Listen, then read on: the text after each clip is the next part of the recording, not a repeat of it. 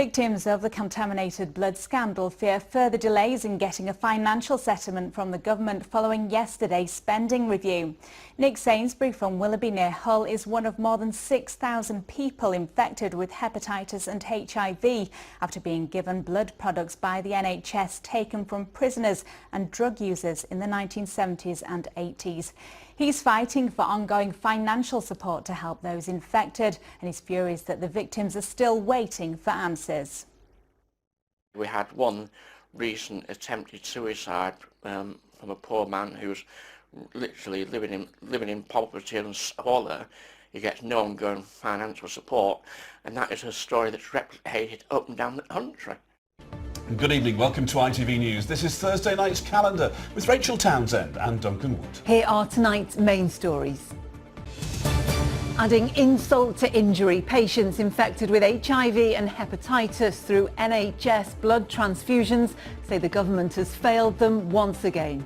It's often called the worst treatment scandal in the history of the NHS and has already claimed thousands of lives. Well, now victims of the contaminated blood scandal infected by the health service with HIV and hepatitis have told Calendar they've been overlooked again by the government as they continue to fight for a financial settlement. They need money to help pay for treatment and were hoping yesterday's spending review might finally move them a step closer to an agreement. But today they've been telling our reporter Michael Billington they're furious that the Chancellor's statement made no reference to their plight. Nick Sainsbury takes a cocktail of 11 drugs every day to ward off the effects of viruses caught from what he believed was a life-saving treatment for his haemophilia. NHS blood products injected as a teenager, in fact, carried life-threatening infections.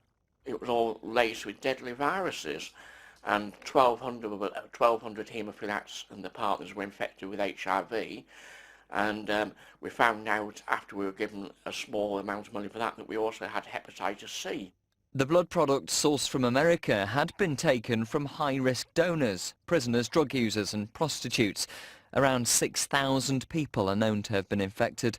Already 2,000 have died waiting for a financial settlement for the victims to make their lives as comfortable as possible. Nick's furious that the victims and their families were not acknowledged in yesterday's spending review. It's already too late for 2,000 people. Give those that are left a bit of dignity in whatever time we have left. His fury is shared by Sarah Doricott. Her father Mike died in April, aged just 47, having suffered years of complications following a botched blood transfusion. We were expecting just some indication that there was some progress with the campaign. Nothing was said. There was no announcement. There was nothing said at all in the... It now falls to the Department of Health to develop a new funding package for victims. Reforming the current payment schemes remains a priority, they say. We're absolutely determined to get this right and will finalise proposals after a full public consultation, which will be announced shortly.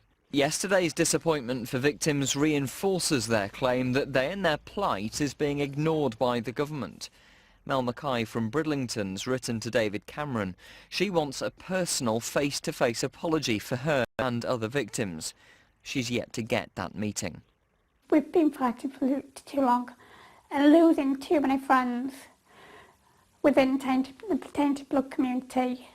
David Cameron needs to resolve the issue before we lose more victims to this disaster. The families and the victims of the tainted blood scandal say they don't have the luxury of time to wait for a resolution. This latest setback makes them fear even more that for so many, time could be running out. Michael Billington, ITV News.